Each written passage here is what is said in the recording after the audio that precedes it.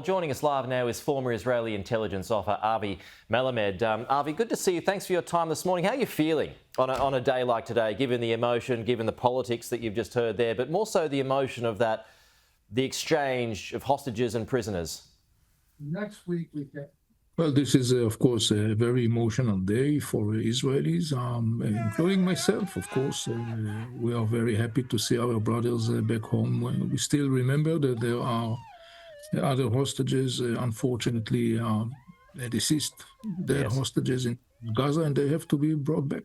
It must be a bittersweet feeling on that point because, as I understand it, only 4 bodies have been returned, those who've been deceased, where Israel were being told more than 20 were there. But now Hamas is saying, well, we don't know where they are.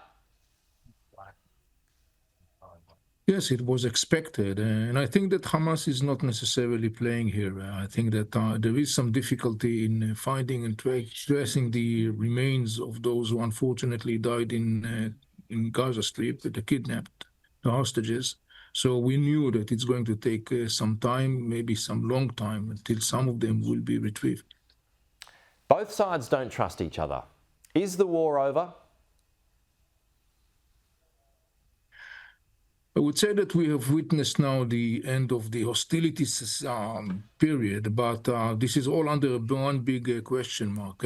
All the talks about peace are a little bit exaggerated, of course. We are in a very, very sensitive and fluid situation, and we should expect that phase to continue. I mean, we should remember that on the one hand, Hamas is still not disarmed itself. Its tunnels are still out there. Israel maintains military presence in Gaza Strip. So we are looking at a very, very fluid situation that could be changing every given moment. So I think that we should be very cautious looking at the situation and basically looking at one step at a time to see how things will evolve.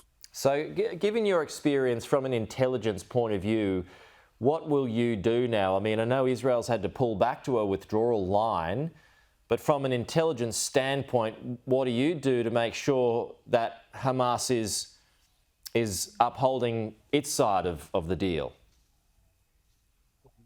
Well, you maintain a very, very close watch to see what Hamas is doing. Now, in that perspective, the most significant thing currently is the Israeli military presence on the ground, particularly along the lines that are supposed to cut Hamas attempts to renew the supply of weapons into Gaza Strip, namely particularly in parallel to the area of the Gaza-Egypt border, the famous Philadelphia corridor, and the famous area of Rafah.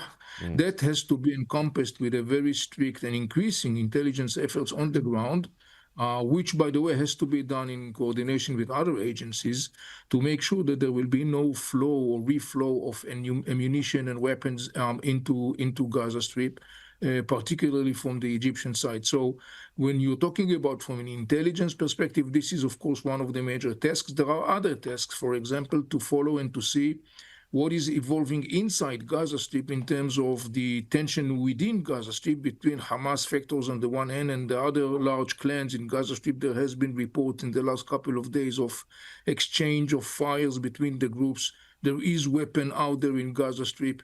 And there is a lot of, I would say, animosity within Gaza Strip, between the different factors. So we have to look at a situation where we are not witnessing an emergence of Somalia-style chaos in Gaza Strip in that very fragile phase, because, as I said before, and I have to re-emphasize that this is a very fragile phase.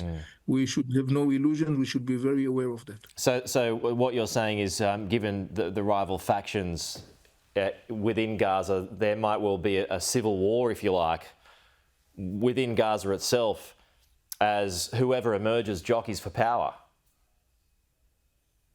Yes, this is one of the major concerns expressed by Palestinians themselves. In fact, some senior officers in the Palestinian Authority expressed that concern, and it's not a baseless concern. We already saw on the ground expressions of that. I don't know to use the term necessarily civil war, but in the end of the day, when you are looking at the current situation in Gaza Strip, with all the challenges inside Gaza Strip, we are looking at a situation that has a potential of a vacuum, and that vacuum, we know that based upon experience in different parts of the region, I mentioned earlier Somalia, we could look at what happened in Iraq or Syria, that vacuum could result in a chaotic situation which could radiate a region.